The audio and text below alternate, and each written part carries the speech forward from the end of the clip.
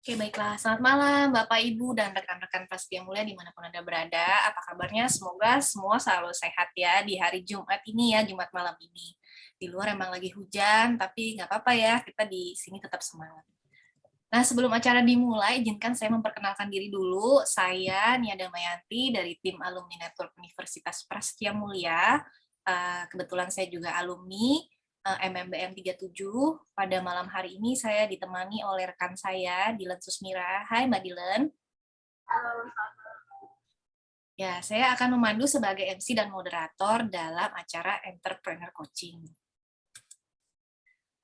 Mungkin Bapak Ibu ada yang masih belum tahu tentang apa itu entrepreneur coaching, jadi saya cerita sedikit melalui program alumni lifelong learning. Universitas Prasetya Mulia itu berusaha membekali para alumninya untuk terus mendapatkan pembelajaran berkelanjutan. Nah, salah satunya dengan program entrepreneur coaching ini. Melalui kegiatan ini, para alumni diharapkan bisa mendapatkan pembelajaran berkelanjutan tentang dunia entrepreneur berupa sesi diskusi praktikal dengan narasumber berkompeten yang diharapkan bisa saling melengkapi dan nantinya mengkritisi supaya output dari acara ini dapat memberikan manfaat yang konstruktif untuk Bapak Ibu sekalian. Nah, tema yang akan dibahas dalam acara kali ini itu seputar izin usaha, sesuai sama judulnya ya. Tema ini nanti kami bagi menjadi 2 part. Yang malam hari ini adalah part 1-nya. Nanti part 2-nya ditunggu aja kira-kira di bulan November. Oh ya, saya juga ingin informasikan juga, Prasetya Mulia itu akan berulang tahun yang ke-40, tanggal 6 September 2022 ini. Makanya background saya ini 40 tahun Prasetya Mulia. Saya juga mau sedikit spoiler nih, kita mau ada rencana alumni homecoming di hari Sabtu 17 September 2022 di kampus PSD. Nah, bagi para Bapak Ibu alumni, kami harapkan nanti partisipasi dan kehadirannya di acara ini. Semoga kita semua bisa berkumpul dan bertemu di acara itu ya sebagai bentuk selebrasi dari ulang tahun ke-40 Prasetya Mulia bersama alumni.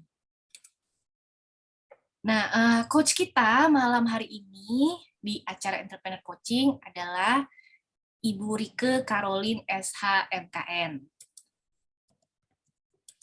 Ya, Kakak Dilen boleh minta tolong untuk share screen yang tadi. Saya bacakan sedikit CV beliau ya. Ibu Rike Caroline ini adalah founder dan CEO dari Kontrak Hukum. Ya, beliau memperoleh gelar master di bidang notaris dari Universitas Indonesia. Kemudian lulus Fakultas Hukum Universitas Pelita Harapan UPH dengan predikat magna cum laude, luar biasa ya. Kemudian Bu Rike juga menulis tesis berjudul Legalitas Pendirian Startup di Indonesia dan esai terkait hukum investasi di Indonesia. Sebelum mendirikan startup Kontrak Hukum, Bu Rike menjalani profesi sebagai jurnalis berita di Metro TV dan dipercaya sebagai news anchor membawakan program-program nasional dan ekonomi, salah satunya Top Eksekutif. Ya, Bapak Ibu bisa melihat sendiri di sini prestasi yang sudah diraih oleh Bu Rike Caroline sebagai Top 10 Women Legal Innovator to follow in 2022 by Asia Law Portal, sebagai Inspiring Woman Forbes Indonesia 2009, dan dari sisi kontrak hukum sendiri juga sudah memiliki pencapaian yaitu The Best Collaboration Startup BRI Innovation Lab di tahun 2019 dan mendapat piala Ketua MPR in Digitechnopreneur Innovation Award tahun 2021. Selamat malam, Bu Rike. Halo, selamat malam. Apa kabarnya, Bu? Sehat? Sehat, baik, terima kasih. Puji Tuhan. Kakak Dilan ini boleh di unpresent. Oke, baiklah kalau gitu. Gak usah lama-lama lagi ya, karena udah jam 19.13 nih, kita langsung mulai aja kali ya, Bu Rike ya. Siap, boleh. Ya, baik. Silakan, Bu Rike, waktu dan tempat saya persilahkan. Terima kasih Kak Nia, Kak Dilan, dan juga para partisipan yang sudah hadir, alumni Prasetya Mulia dari berbagai generasi. Tadi udah ngobrol juga sama Pak Bambang. Selamat malam, Pak. Terima kasih semuanya. Saya Rike Caroline, founder CEO dari kontrakhukum.com, satu startup digital di bidang legalitas di mana kami menggantikan manual proses atau yang menggunakan labor menjadi otomasi, sehingga pendirian PT di platform kami bisa kurang dari 12 menit. Kebetulan prestasi ini juga baru direcognize oleh Menteri Koperasi UKM tepat 2 minggu yang lalu, di mana kami demonstrasi di hadapan beliau. Ada satu entrepreneur dari Cirebon yang mencoba langsung dan betul berhasil mendapatkan akta notaris dan SK Menkumhamnya dalam kurun waktu 10-11 menit. Nah, hari ini saya mau coba untuk bawakan 2 value. Value pertama tentunya adalah diskusi dengan teman-teman mengenai apa sih perizinan yang diwajibkan oleh peraturan perundang-undangan yang perlu kita ketahui sebagai pelaku usaha. Kenapa kita perlu tahu? Tentunya hal yang pertama supaya kita tidak kena sanksi. Karena biasanya kan kita paling takut digigit sanksi kan. Gitu. Jadi supaya tidak kena sanksi, tidak sampai kena penutupan atau kena denda, kita harus mengetahui itu. Tapi sebenarnya lebih daripada itu, saya ingin mengajak teman-teman untuk mengerti, Bapak Ibu sekalian pelaku usaha, bahwa perizinan itu bukan sekedar kita tidak mau kena sanksi, tapi banyak sekali benefit yang akan kita dapatkan kalau kita memang memiliki perizinan yang sah. Nah, berikutnya adalah sebuah stigma yang harus saya bongkar atau saya musnahkan justru dari pikiran kita semua bahwa perizinan itu ribet karena sudah tidak gitu. Tadi juga dalam perbincangan yang saya dengarkan kan Pak Bambang juga menyatakan oh kan ada omnibus law, ada banyak sekali terobosan-terobosan dalam hal perizinan. Betul, sangat betul karena banyak perizinan yang sudah disederhanakan, metodenya jadi single dan online serta manfaatnya lebih banyak buat pelaku usaha karena untuk mendapatkan tambahan modal, untuk bisa bekerja sama dengan BUMN, untuk bisa masuk ke dalam kontrak-kontrak yang besar atau tender, itu sudah diwajibkan, bahkan dibutuhkan untuk menunjukkan perizinan usaha. Untuk itu langsung saja kita masuk, saya share screen. Oke, sebentar. Siap. Ya, hari ini kita akan bahas khusus spesifik tentang perizinan, apa yang dikupas oleh undang-undang mengenai ini, tapi nanti dalam sesi kedua yang diskusi, silakan ditanyakan secara praktis ya, apa yang Bapak Ibu hadapi, terutama yang merupakan kendala, sehingga bisa saya jawab semampu saya. Oke, kita masuk dulu. Kalau ngomong tentang legalitas, perizinan itu sebenarnya hanya satu bagian.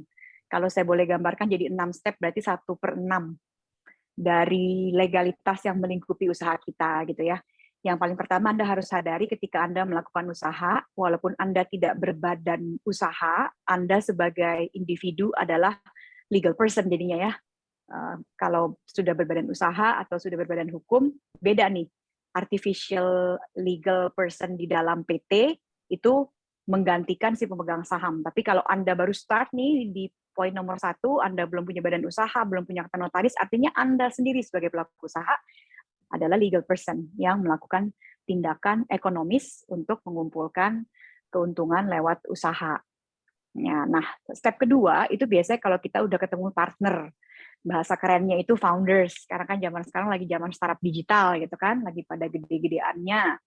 Tapi sebenarnya maknanya sama, tidak perlu digital pun ketika Anda founding, menemukan atau memulai suatu usaha, Anda adalah founders. Nah, founders dari usaha Anda biasanya itu ada yang memang cuma single sendirian karena dirasa cukup untuk dilakukan oleh seorang diri, tapi ada juga yang orang kemudian mempersekutukan diri. Ya, pakai kita sebut co-founders ya, bersama-sama. Nah, si co-founders ini bukan semata-mata karena saya tidak mampu sendirian, tapi seperti layaknya lidi ya, kalau bersatu biasanya lebih kuat bisa untuk nyapu. Apakah dari sisi permodalan, dari sisi skill, dari sisi network ke pasar gitu. Mungkin saya menguasai 70%, tapi dia menguasai 30% dari sisi yang lain sehingga menjadi bola bulat ya 100%. Itu ketika kita menemukan founders atau co-founders, maka kita harus mengikat diri di dalam sebuah perjanjian pendiri.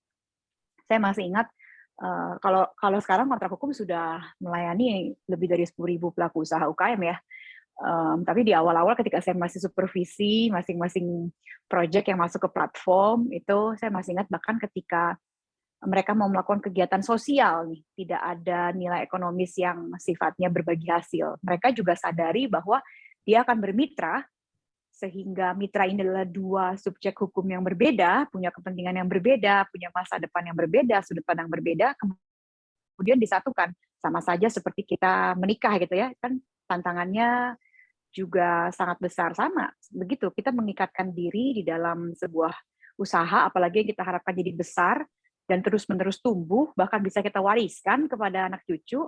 Tentunya kita harus memikirkan si partner ini sama pentingnya dengan hal kita berkeluarga, sama pentingnya dengan bagaimana aku dapat menyesuaikan diri dengan dia, dan kita atur bersama hak dan kewajibannya di dalam perjanjian pendiri atau founders agreement.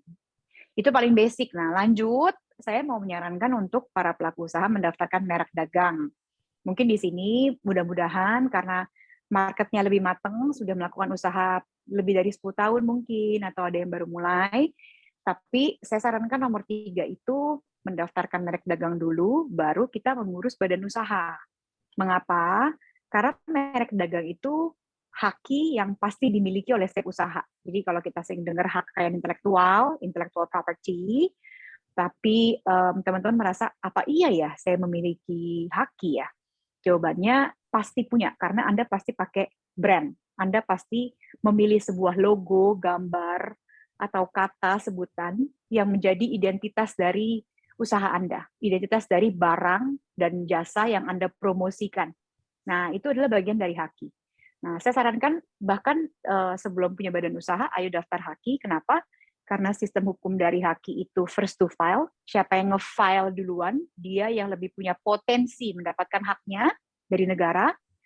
Lalu yang berikutnya, merek itu juga, merek atau trademark atau kita sebutnya brand secara populer, itu juga sifatnya bisa didaftarkan secara perorangan, tidak perlu badan, tidak perlu pakai akta notaris, tidak perlu ada akta badannya, bisa perorangan hanya dengan KTP, bahkan NPWP tidak wajib. Dan yang berikutnya juga, kabar gembiranya ada PP terbaru dari Pak Presiden mengetuk palu bahwa haki itu sekarang sudah bisa jadi tambahan modal, sudah bisa jadi jaminan untuk ke lembaga bank maupun non-bank untuk bisa mendapatkan pinjaman modal, tambahan usaha. Jadi ini merupakan aset dan investasi, bukan sekedar mendaftar. Tentunya kalau kita pelaku usaha pasti daftarin merek supaya tidak diambil orang atau tidak dipakai oleh orang lain, atau kitanya tidak kena tidak kena gugatan karena ternyata kita menggunakan merek yang sudah didaftarkan oleh orang lain. Iya betul, itu dari sisi represif ya. Tapi dari sisi yang lain tadi saya mau mengajak teman-teman jangan hanya karena sanksi gitu ya, adalah sebenarnya banyak benefit gitu. Udah punya haki, udah didaftarin, udah punya sertifikat atau tidak-tidak tanda bukti permohonan hak, itu Anda bisa jadikan jaminan untuk tambahan modal. Itu yang terbarunya, peraturan pemerintah terbarunya. Nah, baru nanti kita masuk ke badan usaha, di mana di sini ada pilihan berupa, kalau sekarang ada PT perorangan, mungkin nanti ada yang mau tanya tentang PT perorangan, apa itu. Lalu ada CV, ada PT yang kita kenal sebagaimana layaknya PT, jadi dia persekutuan dari modal beberapa orang, setidak-tidaknya 2 orang pemegang saham. Ada bentuk-bentuk yang lain, tapi kalau untuk komersil sih kurang lebih itu ya yang tadi saya sebutkan ya, PT, CV, PT perseorangan, karena kalau yang lain kan yayasan, badan hukum, berupa perkumpulan itu biasanya tidak untuk melakukan kegiatan komersial atau bisnis. Nah, baru nih kita bedah satu section sendiri yang 1/6-nya tadi, namanya izin usaha. Nah, izin usaha sebenarnya dengan nomor 4 bisa saling komplementer atau saling substitusi. Kenapa? Kalau Anda memutuskan tidak membuat badan usaha, tapi Anda berusaha sebagai perorangan, atau Anda berusaha secara berkelompok tapi tanpa badan usaha, maka sudah ada cara sekarang untuk membuat usaha Anda dari informal menjadi formal, yaitu mendaftarkan izin usaha yang bernama NIB. Nanti saya bedah lebih dalam. Saya selesaiin dulu step-nya ini. Ya, tapi kalau itu merupakan substitusi. Tapi kalau komplementer artinya setelah memiliki badan usaha berupa akte pendirian yang harus dibuat secara notariil atau dikeluarkan oleh produk notaris yang sekarang sudah otomasi di kontrak hukum, dan ada SK pengesahan dari Kementerian Kumham, itu merupakan badan usahanya sudah sah, itu masih harus dilanjutkan dengan badan usaha tersebut memiliki izin. Gitu ya. Jadi itu sebagai komplementer, jadi berkelanjutan. Nah, baru yang keenam, jangan dilupakan kita punya karyawan, kita punya kerjasama, kita mungkin sewa tempat, artinya harus punya kontrak-kontrak operasional untuk melindungi kepentingan usaha Anda. Oke, next kita lanjut. Saya suka bilang ke teman-teman yang baru aja menjalankan usaha gitu ya, legalitas tuh kayak jantung loh gitu kan, jantung memompa darah gitu agar kita bisa lancar seluruh oksigen di tubuh dan bisa berpikir dengan normal, beraktivitas dan lain-lain, pembakaran kalori. Nah, sama halnya dengan legalitas sebenarnya. Sayangnya banyak yang taruh di nomor Z gitu, di urutan paling belakang, nanti aja. Ternyata setelah kena sandungan baru harus berbenah. Itu sayang. Padahal dari awal kalau kita sadari bahwa legalitas itu sepenting jantung untuk menjalankan usaha, ya kita harus mengurusnya, membuatnya sehat dan memeliharanya dari waktu ke waktu gitu ya. Karena yang paling penting nih, kalau kita punya izin usaha, kita akan dianggap lebih kredibel dan tentunya akan bisa memiliki mitra, investor ataupun lembaga perbankan untuk memberikan tambahan modal secara lebih mantap. Dan tanpa legalitas, saya rasa jadi kecil potensinya atau bahkan tidak bisa. Oke, lanjut. Nah, tadi kan saya sudah bilang 1/6 bagian itu berupa perizinan. Sekarang sistem yang terbaru ini berdasarkan Undang-Undang Cipta Kerja, itu kita sebut NIB, nomor induk berusaha, ya, nomor induk berusaha. Mungkin saya lari ke sini dulu deh sebentar. Bentuknya seperti ini. Ya, hanya 1 lembar saja, very simple. Kalau kita punya usaha dari tahun-tahun sebelumnya, mungkin kita kenal yang namanya TDP, SIUP gitu ya. Dan itu perlu diperpanjang setiap 5 tahun gitu. Itu semua sudah dipangkas menjadi hanya satu perizinan bernama NIB. Ya, nanti juga ada kode klasifikasi lapangan usaha kita, di mana nanti di sini juga kita akan jelaskan berapa jumlah KBLI-nya. Nah, tapi sebelum itu, dalam setiap KBLI-nya nanti akan ada izin sendiri-sendiri gitu. Jadi NIB itu kayak KTP-nya di paling depannya. KTP dari badan usaha kita atau usaha perorangan kita. Jadi ada nomornya di sini. Nah, nomor ini nantinya akan dipakai oleh banyak instansi dan lembaga sebagai recognition. Jadi ke depannya kalau nggak punya NIB udah susah banget, kayak kita nggak punya KTP, tidak mungkin. Gitu ya, lalu di masing-masing KBLI-nya nanti ada izin-izin masing-masing. Nah, saya sampaikan dulu, NIB itu sekarang sudah mendobrak TDP, sudah digantikan, lalu angka pengenal impor umum juga sudah digantikan, serta akses kepabeanan. Kalau dulu kita harus daftar ke 3 instansi berbeda, sekarang cukup dengan NIB itu sudah mewakili. Gitu. Artinya sebagai pintu masuk NIB dulu, tapi ke belakangnya nanti ada kelanjutan yang harus diatur atau diurus, tapi tidak seperti yang lalu gitu. Instansinya berbeda-beda, harus diurus berbeda-beda, bahkan mengajukan syaratnya di-copy berkali-kali gitu, akte lagi, SK lagi, KTP lagi gitu. Jadi sekarang tidak, hanya dengan NIB berlanjut. Nah, mungkin kalau ada kesempatan untuk browsing ke sosial medianya Kontrak Hukum atau sosial media saya, Rike Karolin, saya ada post pernyataan dari Pak Menteri bahwa hanya dengan NIB saja, maka Anda baru bisa memiliki izin lanjutannya. Apa itu? Misalnya BPOM atau PIRT. Dan lain-lainnya itu hanya seperti halal gitu. Itu akan hanya bisa diurus ketika sudah memiliki si KTP usaha bernama NIB ini. Ya, terus kabar berikutnya adalah NIB ini sifatnya itu berbasis risiko. Apa yang dimaksud dengan berbasis risiko? Maksudnya adalah ke sini kita. Jadi kalau misalnya modal usahanya, kan kita nyatakan kan ketika kita apply itu kita nyatakan berapa modal usaha yang digunakan. Dan ini sifatnya seperti waktu kita lapor SPT pajak ya. Jadi kita yang mengakui berapa modal yang diperlukan untuk melakukan usaha. Nah, kalau modalnya itu hanya sampai dengan batasan 1 miliar, ini dianggap usahanya mikro. Ya, jadi kalau misalnya mau tanya-tanya, usaha kecil sekarang modalnya berapa? Ini udah tahu nih, udah kejawab nih sekarang ya. Kalau dulu mungkin kan 50 juta sampai 500 juta ya kecil ya. Ini sudah dirombak lagi mengikuti perkembangan usaha dan tingkat inflasi. Jadi kalau mikro itu sampai 1 miliar, di atas 1 sampai 5 itu kecil, di atas 5 sampai 10 itu menengah, baru di atas 10 itu besar. Nah, dianggapnya dengan peraturan terbaru itu adalah ketika apply, kamu jujur dulu nih, modalnya berapa? Mau modal saya 500 juta kok untuk melakukan kegiatan ini, gitu. Maka Anda dianggap usaha mikro, dan Anda dianggap beresiko rendah. Nah, untuk Anda yang beresiko rendah, itu Anda tidak perlu mintakan izin, tapi lebih kepada mencatatkan, dapat dulu gitu. Izinnya dapat dulu, bukannya di-apply. Izinnya dapat dulu, Anda bisa melakukan usaha, baru nanti ada pemenuhan komitmen-komitmen gitu. Nanti kita bahas di belakang. Gitu ya. Itu untuk mikro dan kecil juga, karena kecil dianggapnya adalah menengah rendah.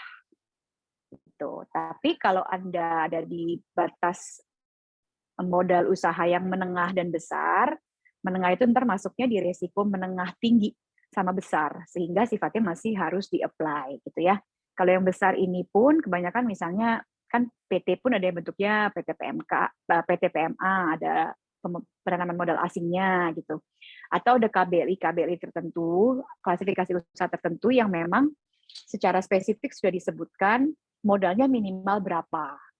Tuh, kayak misalnya kalau teman-teman pelaku startup dia mau main di fintech, financial technology gitu, dia disebutkan harus modalnya di atas 1 miliar. Oh, berarti masih bisa masuk ke kecil. Atau logistik dikatakan harus di atas 10 miliar. Oh, sudah masuk ke besar. Ada beberapa peraturan dari kementerian terkait yang memang menentukan modal dari klasifikasi usaha tertentu. Tapi kalau kita bidang usahanya itu jasa atau pengadaan barang biasa, kebanyakan sih kita akan masuk ke mikro dan kecil.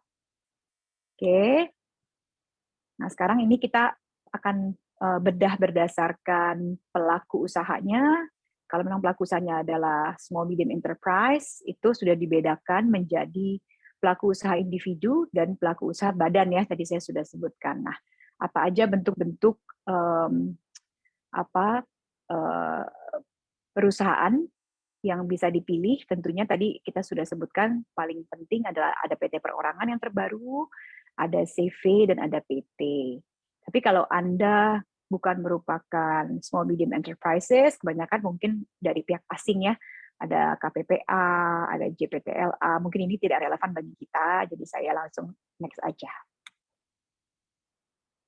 Ini tadi sudah saya simpulkan bahwa tingkat resikonya itu akan dilakukan dengan cara analisa dari pemerintah, sesuai dengan kegiatan usahanya atau KBLI, ada tidak hazard atau bahaya yang akan ditimbulkan dari usaha. Ini ada potensinya dianalisa, sehingga akan bisa ditetapkan tingkat resikonya dan tingkat skala usahanya, barulah izin usahanya bisa masuk ke klasifikasi. Tapi secara mudahnya, ini kan bahasa-bahasa peraturan perundang-undangan ya, secara mudahnya tadi seperti yang saya jelaskan aja sih, kalau dia masuknya di modal sekian, dan tidak ditentukan oleh satu KBLI tertentu bahwa dia harus di atas itu, maka mikro dan kecil itu bisa langsung mendapatkan izinnya, lewat NIB dulu baru ada izin usahanya, tanpa harus pemenuhan komitmen, masih bisa nanti pemenuhan komitmennya. Biasanya ditunggu selama setahun pemenuhan komitmennya. Tapi kalau misalnya masuknya di menengah sama besar, berarti kan dia menengah tinggi, resikonya menengah tinggi dan tinggi. Itu memang masih bentuknya apply izin. Oke, ini masing-masing seperti yang saya katakan tadi ada potensi untuk dianalisa seperti apa hazardnya atau tingkat berbahayanya, maka disesuaikan masing-masing bidang usaha itu dengan pemanfaatan tata ruang, persetujuan lingkungan, persetujuan bangunan gedung, bahkan sertifikat laik.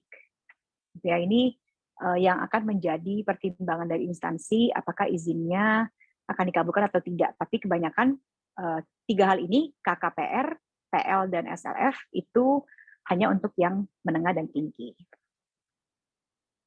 Nah, untuk klasifikasi bidang, walaupun KBLI itu ada ribuan, tapi dimasukkan ke dalam 16 cluster, ya, kira-kira ada maritime, agriculture, environment, energy, tourism, education, yang manakah yang Anda masuk. Tapi kalau perdagangan biasa, trade, itu tadi saya sudah katakan biasanya di mikro dan kecil. Nah, sekarang bagaimana sih langkah-langkahnya agar Anda mengetahui ya untuk mendapatkan izin gitu ya. Sekarang sistemnya sudah online, jadi Anda bisa ke oss.co.id, lalu Anda harus siapkan profil pelaku usaha dan menjawab pertanyaan-pertanyaan yang mereka ajukan lewat field yang harus diisi, maka nanti dia akan menerbitkan NIB dulu nih langkah pertamanya si KTP-nya Anda itu. Ya berdasarkan data yang telah Anda masukkan, makanya harus jujur, jangan sampai salah gitu. Nanti kalau perlu revisi akan sangat berabe karena kadang kalau revisi itu perlu ambil tiket dan mengantri di BKPM dan antriannya selalu dibatasi 1 hari hanya sampai jam 12 jam 1. Nah, baru nanti OSS akan mengirimkan notifikasi ke kementerian lembaga yang seharusnya memberikan izin.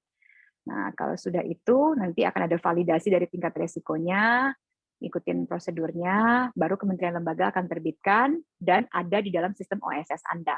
Jadi pada saat Anda akses ke oss.go.id ini, Anda akan diminta untuk membuat akun. Nah, akunnya jangan juga sampai lupa, karena banyak yang datang ke kontrak hukum minta dibantu izinnya karena merasa tidak paham cara mengisinya, tapi akun dan passwordnya terlupa gitu, nggak tahu pakai email yang mana atau password apa, karena sistemnya dia ngerisetnya harus ke BKPM. Masalahnya di situ. Jadi harus ngambil tiket. Akhirnya harus ada manual labor yang datang dan mengantri.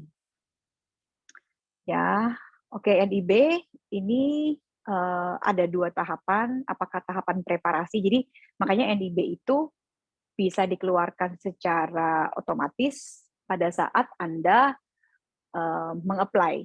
Karena sifatnya dianggap sebagai, oh ini masih persiapan usaha, tapi kita harus sama-sama mendorong iklim usaha sehingga sudah langsung diberikan, seperti saya tadi bilang. Baru nanti di tahap kita sudah operasional dan komersial, itu kita diminta untuk melakukan pemenuhan komitmen yang ada di dalam syarat-syarat NIB itu.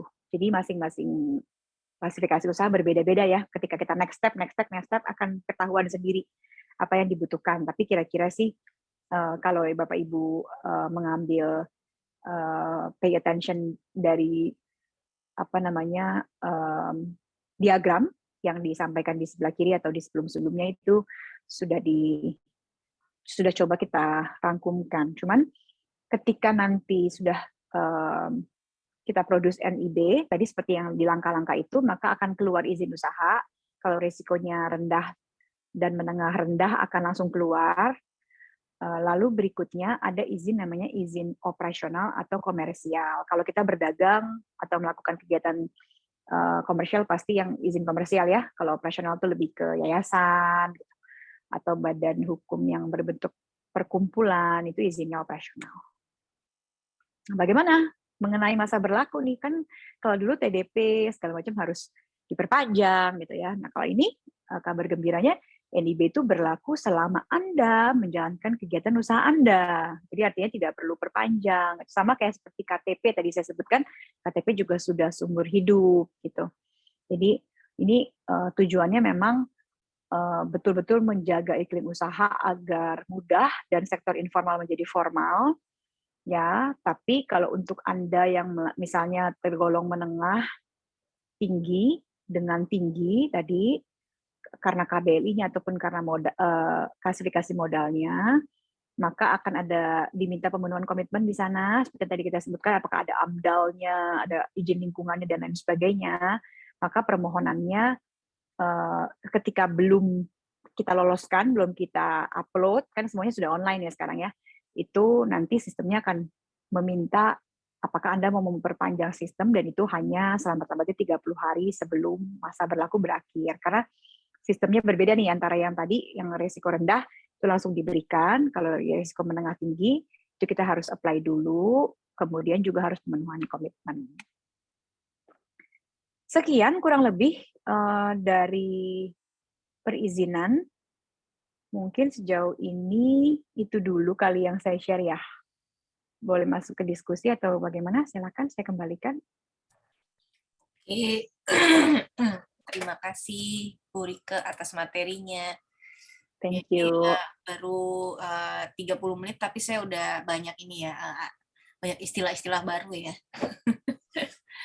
Mungkin dari Bapak Ibu sharing mungkin ya kasus-kasus yang terkait dengan izin usaha, boleh raise hand kali ya Bu Rike ya, biar bisa kita sama-sama Boleh, belajar silakan. gitu.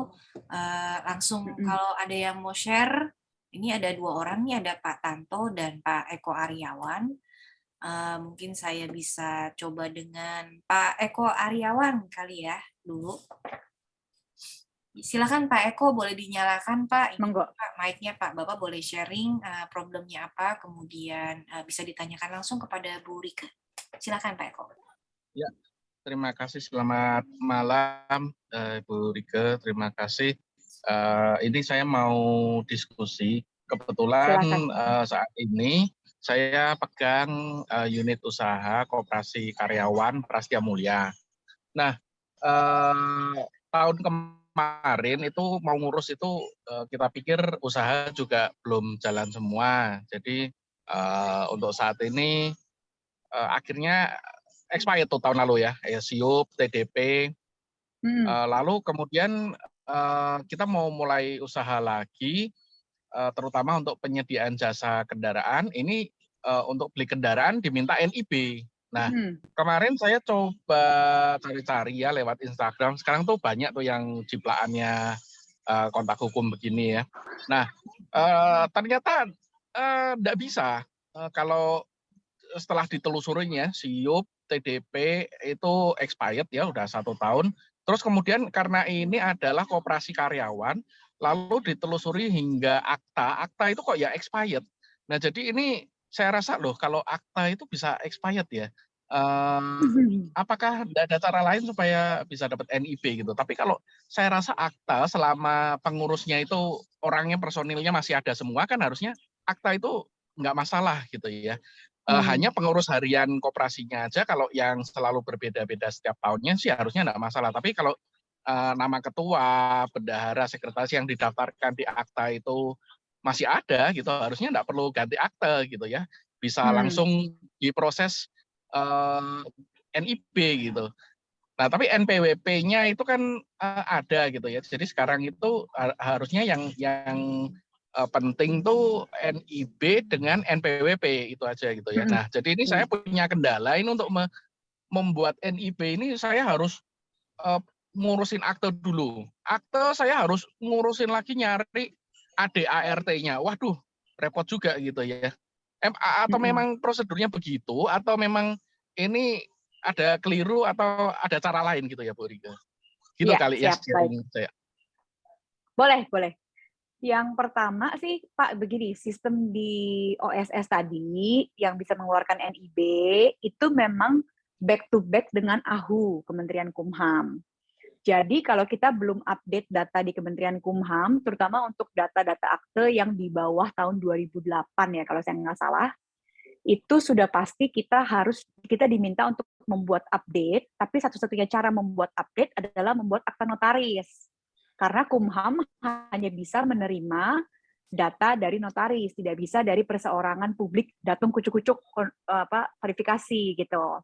Jadi tidak hanya yayasan Pak, tidak hanya koperasi, bahkan PT-PT pun ketika kemarin terbit NIB, satu-satunya cara untuk bisa memiliki si NIB ini, kalau akta dia belum update adalah melakukan pengkinian data melalui akta notaris. Itu sayangnya memang harus ditempuh demikian. Nah, pengkiniannya itu terutama ada pada KBLI. Karena mungkin bidang usaha kita sama, tapi di peraturan yang lama, kode KBLI kita misalnya 67812. Ternyata di peraturan yang baru itu telah menjadi 63125. Padahal definisinya sama, klop, tapi nomornya sudah berbeda. Nah, persoalannya KBLI itu memang keluar terus peraturan terbarunya. Terakhir kan masih di tahun 2020. Sekarang sudah keluar lagi yang 2021, 2022. Jadi nomor kodenya kadang sama, kadang berubah. Nah, cara kita mengupdate sistem di AHU itu biasanya jadinya harus membuat akta notaris dengan pengkinian data KBLI terbaru namanya, Pak.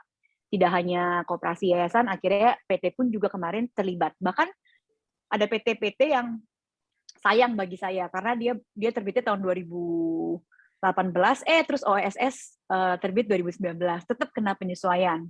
Itu yang pertama. Jadi menurut hemat saya, atas pertanyaan Bapak, memang betul tetap harus dilakukan pengkinian data lewat akta notaris. Tapi terus pernyataan Bapak yang bahwa aktanya expired, menurut saya itu hanya penyampaian yang salah dari mungkin vendor yang Anda pakai gitu ya, Anda pilih untuk jadi mitra Anda. Mungkin bukan betul-betul orang hukum atau bagaimana, saya kurang tahu, tapi menurut hemat saya maksud dari expiry adalah satu tadi itu, aktenya belum update di database AHU sehingga tidak bisa diterbitkan OSS apapun, tidak ada datanya karena dia mirroring data OSS dengan AHU.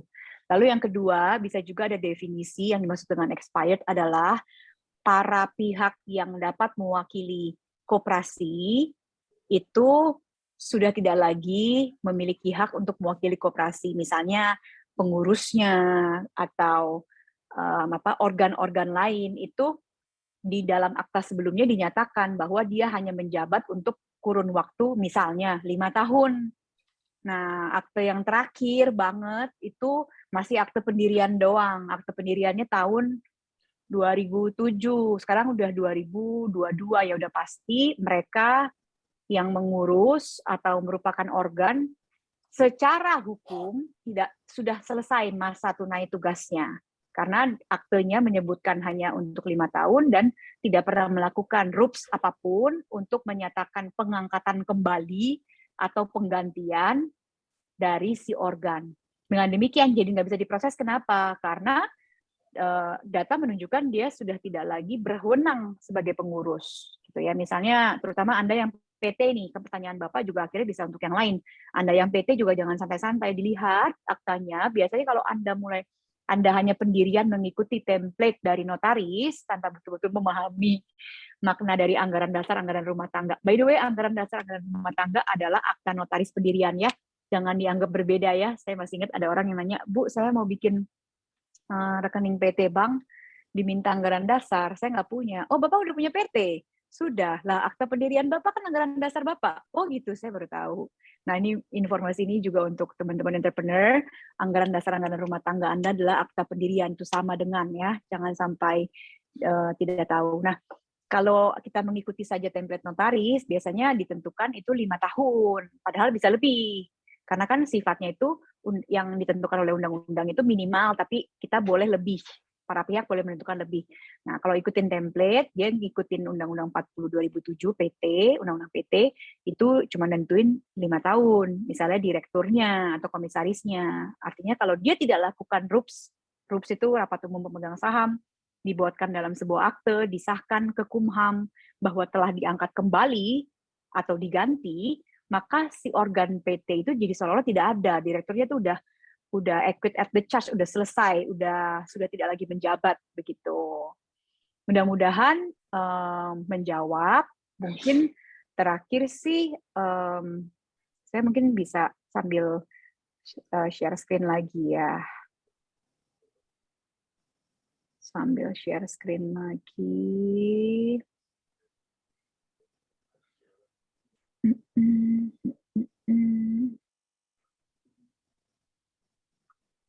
Sambil menanggapi dari Bu Rike, saya tahu berarti ini kesalahannya itu adalah ternyata akte saya itu adalah akte pendirian, berarti memang by default expired 5 tahun ya. Setelah itu memang harus dilakukan penyesuaian lagi ya melalui karena ini koperasi, berarti harus melalui rapat anggota ya. Ya, betul. Tapi saya tidak mau menggunakan termin expired ya, karena expired itu bukan termin yang benar dalam hukumnya. Sudah tidak berkapasitas menjadi anggota ataupun menjadi para pengurusnya begitu ya. Nah, mungkin yang lain adalah value berikutnya setelah solusi. Kalau Bapak mau coba untuk dibantu oleh tim, silahkan. Ini ada QR code untuk ke layanan atau ngechat aja, paling gampang kan semuanya lewat WA ya, atau bisa email karena yang tadi Bapak maksud saya melalui itu ya. Oke, yang Bapak maksud itu ada di layanan kita yang permit, yang bisnis permit, dan Mungkin yang saya mau info mungkin di sini ya. Di perizinan itu kita bisa uruskan untuk, karena banyak yang kendala-kendala seperti ini. Jadi kita bisa bantu di pembuatan izin-izinnya, termasuk izin mikro perorangan, ataupun pembuatan NPWP usaha supaya terpisah dari NPWP pribadi Anda, atau kalau bidang usaha Anda termasuk yang wajib mengeluarkan faktur pajak atau PKP. Oke. Silakan. Boleh ada pertanyaan berikutnya? Nah, jadi nanti setelah misalnya saya mengurus mendapatkan NIB, nah yang status terakhir 2 tahun yang lalu itu, kita itu oleh kantor pajak itu dijadikan PKP karena ya sudah melebihi 4,8. Nah, apakah possible dengan menerbitkan NIB itu karena sudah 2 tahun ini omset kita tuh 0 karena totally kita tutup. Apakah bisa sekalian mengajukan ke non PKP ya? Dengan NIB tersebut. Apakah atau ini proses yang berbeda ya? Kalau berbeda tetapi menyambung karena begini. NIB juga kalau kita nggak lapor SPT itu biasanya di hold, nggak bisa. Ya, jadi emang sengaja supaya informal menjadi formal tapi rapih. Jadi yang dipastikan itu SPT tetap lapor aja dulu, bukan masalah PKP atau non PKP. Tapi SPT harus lapor supaya NIB tidak kendala. Itu yang pertama. Yang kedua tadi, soal PKP apakah bisa diturunkan? Menurut hemat saya sih bisa. Asal bidang usaha Anda memang bukan yang wajib PKP, bukan yang wajib memungut PPN dari customer Anda gitu ya. Karena betul PKP itu hanya diwajibkan apabila satu bidang usahanya wajib PKP, dua omset usahanya dalam setahun itu sudah mencapai 4,8 dan dalam 2 tahun terakhir kan kita sama-sama tahu semua bisnis kena dampak ya.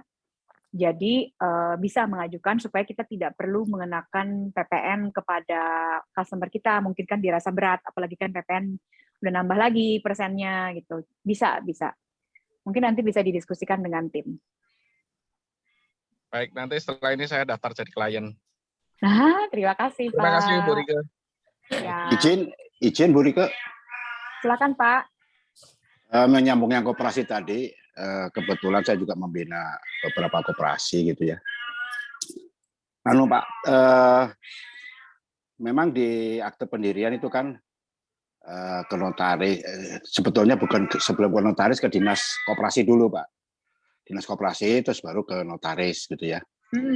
Karena harus penyuluhan dulu sama dinas. Ya macam-macam lah. Saya sih nggak kayak penyuluhan, yang penyuluhnya ternyata lebih junior dari saya kok. Oke, nah tetapi yang penting laporan ke dinas koperasi tadi apapun bentuknya, apakah itu hasil RAT atau laporan keuangan atau apapun yang setiap tahun harus dilakukan atau bisa beberapa tahun digabung. Kemarin karena kita susah karena ini ya, karena pandemi ini banyak koperasi yang memang sempoyongan tapi nggak mati lah. Alhamdulillah kalau nggak mati. Orang koperasi senang, itu akan dibantu habis itu. Itu bisa digunakan juga untuk menjadikan semacam endorsement ya untuk NIB-nya gitu. NIB usaha yang tapi ya tetap nomor NIB Pak yang penting Pak. Seperti yang Ibu tadi bilang. Kalau berubah ya kita harus menyesuaikan jenis koperasinya apa. Apalagi undang-undang koperasinya balik ke tahun 92 Pak. Begitu berarti butuh orang koperasi itu. Butuh orang dinas itu Pak. Gitu. Karena pembatalan oleh MK ya Pak. Yang batalnya juga teman-teman saya juga kurang ajar tuh. Makasih Mbak. Lanjut. Terima kasih. Malam. Silakan penanya berikut. Ya. Tadi Pak Tanto ada yang resen, nggak jadi resen nih Pak Tanto. Mohon maaf ya nih ya Pak Tarumanegara, tadi Pak Tanto kayak resen duluan, nggak jadi bertanya Pak Tanto. Iya jadi Mbak. Oh iya, Pak Tanto duluan ya, Pak Tarumanegara nggak apa-apa ya Pak. Oh iya baik, makasih. Silakan Pak Tanto. Iya, makasih Mbak Nia. Sebelumnya sorry tadi saya agak telat gabung. Kebetulan ini saya mau tanya terkait dengan kasus yang memang kebetulan banget yang saya alami sekarang gitu terkait NIB ini. Jadi terutama ini untuk yang usaha keluarga ya. Jadi sebelumnya itu usaha keluarga itu ada PT tapi dia bergerak di bidang konstruksi gitu ya. Nah, tapi di sisi lain itu ada usaha untuk pergudangan gitu. Nah, secara bidang usaha kan KBLI-nya beda ya. Nah, cuman karena saat ini emang NIB ini kayak udah diwajibkan gitu. Jadi yang saat ini NIB sudah terbit itu adalah NIB yang real estate tapi yang masih perseorangan. Yang KBLI-nya 68111.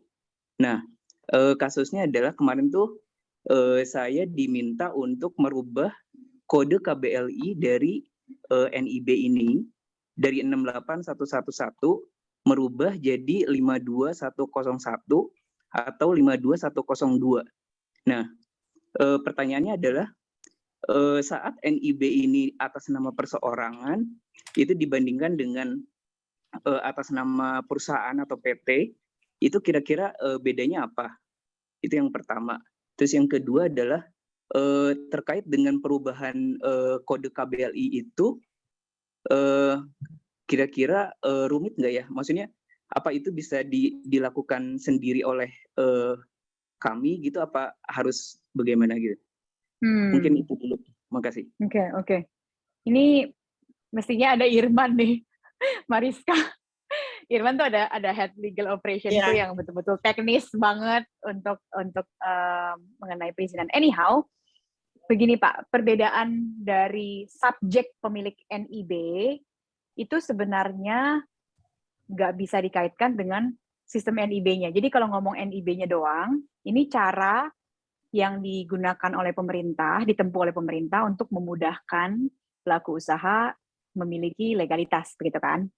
Nah, kalau dari sistemnya, mau dia perorangan, mau dia badan, itu sama-sama saja. Ya login, yang penuhin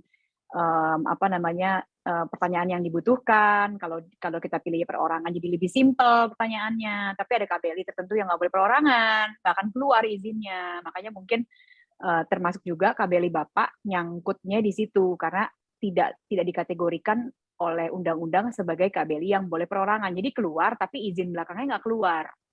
Akhirnya disuruh ganti untuk bisa mendapatkan izin belakangnya. Nah, makanya tadi dalam presentasi saya, subjek yang bisa memiliki NIB itu ada yang UKM dan UKM. Nah, UKM juga ada perorangan. Gitu. Non UKM pun ada yang perorangan. Gitu ya. Jadi sama. Nah, tapi sekarang kita ambil ke sisi yang kiri nih. Yang sebelumnya saya sebutkan. Apa bedanya kalau subjeknya orang sama subjeknya badan, bukan hubungannya sama NIB-nya. Obviously kalau kita subjeknya orang, berbahayanya adalah tidak ada pemisahan harta yang Anda gunakan untuk melakukan usaha dengan harta pribadi Anda. Jadi misalnya Anda punya harta dari waris, dari ya iseng-iseng berhadiah dapat gitu. Bukan hanya dari, atau bahkan ada teman-teman yang melakukan usaha tapi juga masih kerja gitu dan diperbolehkan gitu, atau nggak diperbolehkan tapi tetap dilakukan gitu. Berarti kan ada usaha yang dapat bulanan, ada usaha yang dari omset usaha, dari keuntungan.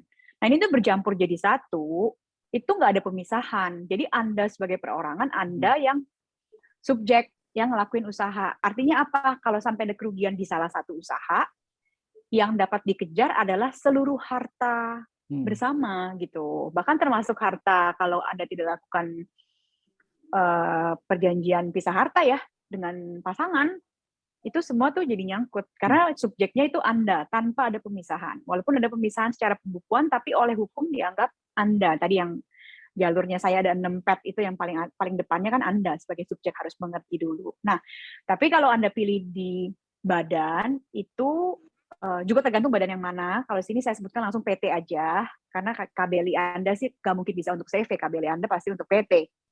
Nah, si PT itu oleh Undang-Undang Perseroan Terbatas sudah langsung menyatakan, oh PT itu subjek dalam hukum yang telah memisahkan harta yang dimasukkan ke dalam usaha sebagai modal, maka Anda disebut pemegang saham karena modal yang Anda taruh berbalik dengan bukti kepemilikan berupa saham berapa lembar saham. Nah, itu Anda sudah pisahkan. Jadi, kalau sampai PT-nya rugi, dapat tuntutan hukum, harus membayar hutang, itu PT-nya adalah subjek sendiri, dia bisa dibangkrutkan, dia bisa mencari pinjaman tanpa Anda sebagai quote-unquote pemiliknya yang disebut pemegang saham itu dicampur adukan gitu. Jadi dari sisi kenyamanan, keamanan, dan perlindungan, jelas badan hukum berupa PT itu yang lebih preferable gitu. Mudah-mudahan menjawab. Iya, udah cukup menjawab. Lalu pertanyaan kelanjutannya adalah, ketika NIB yang sudah terbit itu adalah perseorangan, lalu ingin dirubah menjadi NIB badan usaha atau PT, itu apakah malah jadi rumit atau gimana ya? NIB perseorangan kalau mau dirubah jadi PT, ya artinya harus punya akta pendiriannya dulu. Kan tadi saya udah bilang dia nempel sama AHU kan. Akta pendiriannya dulu. Udah ada belum sih akta pendiriannya? Akte pendirian dari notaris ya maksudnya? Akte PT-nya gitu maksudnya? Ya, akte PT, betul. Udah ada. Oh, berarti harusnya dari akte PT itu dilanjutkan dengan NIB, tapi NIB-nya harus include KBLI yang Anda mau, yang tadinya ada di KBLI perorangan. Karena tidak logis NIB perorangan Anda quote-unquote mau tingkatkan jadi PT, tidak logis kan. NIB PT hanya bisa keluar kalau Anda sudah punya akta notaris. Kecuali untuk KBLI tersebut Anda buat PT baru, jadi dipisah KBLI-nya. Yang mana itu yang lebih praktis sejujurnya. Karena kan KBLI, dua KBLI itu tidak bisa bersatu kan. Jadi secara praktis memang harus dibuatkan terpisah. Yang tadinya perorangan, dibuatkan aja akte PT baru dengan KBLI spesifik tersebut. Maka NIB-nya menjadi NIB PT. Perorangannya kita cabut, kita hilangkan.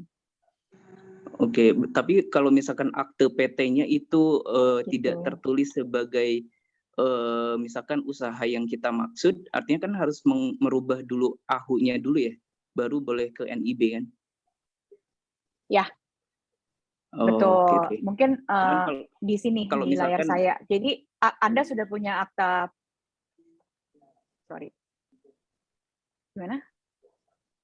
Iya, kalau misalkan si NIB, kayaknya agak delay ya saya ya.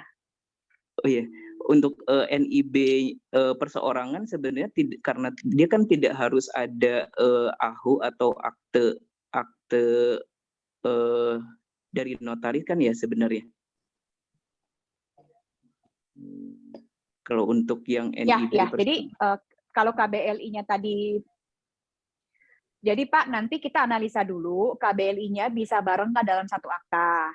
Kalau tidak bisa, berarti Anda harus pendirian PT baru. Ini termasuk nanti tim saya bisa bantu. Jadi Anda sudah punya PT yang sekarang, nggak usah diutak-atik, udah beres jalan sendiri yang logistik, atau tadi yang konstruksi atau apa. Tapi, yang konstruksi ya, bukan logistik. Tapi buat lagi PT dengan KBLI terpisah untuk yang propertinya. Karena dua KBLI itu tidak boleh digabung dalam satu akte. Kalau hasil analisanya seperti itu, berarti Anda buat PT baru, yang satu KBLI apa, yang satu KBLI apa.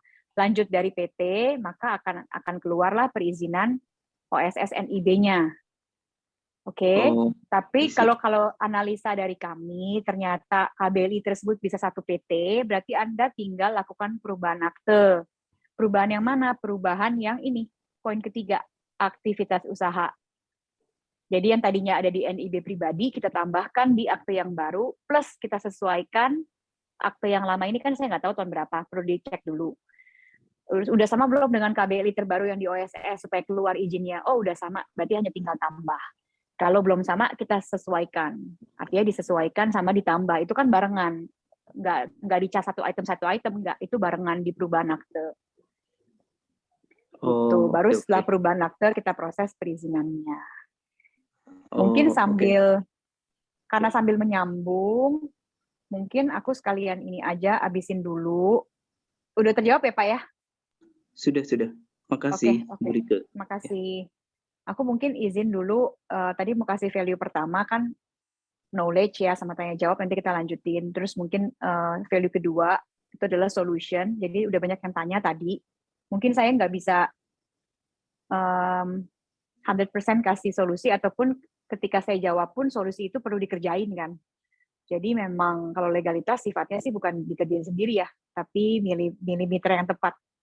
Nah, kalau di kontrak hukum kita bantu tadi, Pak, biar kebetulan pertanyaannya nyambung, kita bisa buatin PT, CV, koperasi, dan ini jangan kaget ya, karena otomasi. Jadi nanti sifatnya Anda sudah kasih kuasa kepada kontrak hukum untuk menghadap ke notaris, jadi Anda nggak perlu menghadap notaris. Jangan kaget, ini gaya baru mendapatkan legalitas. Terus tadi perizinan kan udah kita jelasin ya, NPWP, izin-izin yang keluar lewat OSS, UMK atau PKP. Nah, kalau Anda sudah punya aktenya, hanya perlu tadi update saja supaya tanda kutip tidak expired. Artinya ada pengangkatan kembali, itu ada di perubahan akte namanya nih, ada perubahan dan pengangkatan kembali. Organ-organ masing-masing badan hukum atau badan usaha. Tapi termasuk juga misalnya butuh RUPS setiap tahun, atau perjanjian nikah, atau cover note, dan lain-lain. Nah, kita nanti di sesi berikutnya mungkin baru akan bahas tentang haki, tapi kan tadi sedikit sudah saya singgung, pendaftaran merek, atau pendaftaran desain industri, hak cipta, atau Anda sudah dalam masa pendaftaran tapi terjegal sesuatu, itu juga bisa kita bantu. Pembuatan kontrak, itu ada kontrak-kontrak yang berhubungan sama personalia, kerjasama, investasi, teknologi informasi, distribusi, ataupun yang lainnya. Nah, tadi kalau kesempatan kali ini kita nggak bisa jawab semuanya, kita juga ada konsultasi online di platform kontrakhukum.com. Itu web-based, jadi diaksesnya lewat browser, bukan lewat aplikasi download, bukan. Silakan lewat browser, lewat browser ketik kontrakhukum.com. Terus yang terbarunya dari kami, ini khusus untuk pelaku usaha, nggak usah pusing lagi dengan accounting, tax, dan legal, karena start dari 3,166 juta per bulan, Anda dapat konsultasi tidak terbatas, pendaftaran merek 10 subkelas, 10 kontrak, 2 akte notaris, termasuk accounting sama tax, perpajakan, dan pelaporan keuangan dengan tim kami. Jadi tiap akhir bulan ditutup buku, nanti kita evaluasi seperti apa sih laporan keuangannya kemarin gitu, plus minusnya apa, dan pelaporan perpajakannya. Kalau hanya mau legal saja, itu di 833.000 per bulan, dapat konsultasi tidak terbatas. Intellectual property boleh pilih hak cipta, merek, atau desain industri, atau yang tadi di pilihan kotak-kotaknya, pendaftaran haki sekali, kontraknya dapat 3, dapat juga artikel-artikel terbaru tentang hukum. Ini bisa dipilih mana yang lebih sesuai ya. Mungkin itu. Nah, terakhir ini artikel tentang kami yang baru saja tanda tangan MOU sebagai platform untuk bantu UKM mendapatkan legalitas. Saya juga feel honored karena Pak Menteri sendiri yang memberikan sambutan, tapi basically platformnya aman, sah. Ini juga semuanya orang kementerian, ada yang dari Kominfo, ada yang dari Kemenperin, ada Mas Tama, sebagai peneguhan bahwa visi misi kami untuk bantu UKM mendapatkan legalitas dengan mudah, dan karena otomasi, jadi biarkan itu menjadi capital expense saya untuk membangun teknologinya, tapi tidak saya kenakan ke harga unit satuan servisnya. Harga unit satuan servisnya tetap kami komitmen potong 60% dari harga pasar. Seperti pendirian PT, itu tidak sampai 5 juta, itu sudah lengkap akte notaris, SK Menkumham, dan perizinannya, tanpa tatap muka lagi dengan notaris. Mungkin itu saja yang saya sampaikan. Boleh lanjut, silakan pertanyaannya. Oke, semoga cukup menjawab ya dari Pak Tanto. Untuk berikutnya ini ada yang udah resen dari tadi, ini ada Pak Tarumanegara. Silakan Pak Tarumanegara. Untuk yang di chat box nanti saya akan bacakan setelah pertanyaan dari Pak Tarumanegara ya. Silakan Pak. Ya, baik. Selamat malam. Bisa dengar? Bisa Pak, jelas sekali. Thank you. Ya, selamat malam semuanya. Mungkin sekedar informasi, saya sendiri adalah alumni Prasetya Mulia tahun 89 waktu itu. Makasih. Ini menyangkut PT, ya Bu. Jadi silakan. Begini, di tahun 62 itu kita melakukan pendirian PT, berarti 60 tahun yang lalu. Pada saat itu modalnya adalah 15 juta. Ya. Nah, sebagaimana Ibu ketahui bahwasanya kan sekarang berkembang. Terakhir itu kalau saya nggak salah 2015, Undang-Undang PT yang terakhir. Nah, kami kan modal awalnya 15 juta, Bu, 60 tahun yang lalu. Sedangkan sekarang di tahun 2022. Nah, di NIB tentunya kita pakai dari yang awal kan, yang 15 juta, meskipun value-nya sudah berbeda gitu. Jadi pertanyaan saya gini, Bu, seperti tadi dikategorikan kecil, menengah sampai yang besar itu 1M, 5M, 10M dan lain sebagainya.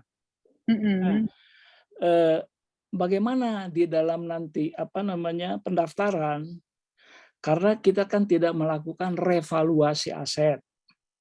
Kemudian sebagaimana Ibu ketahui, nilai rupiah itu kan berkembang terus.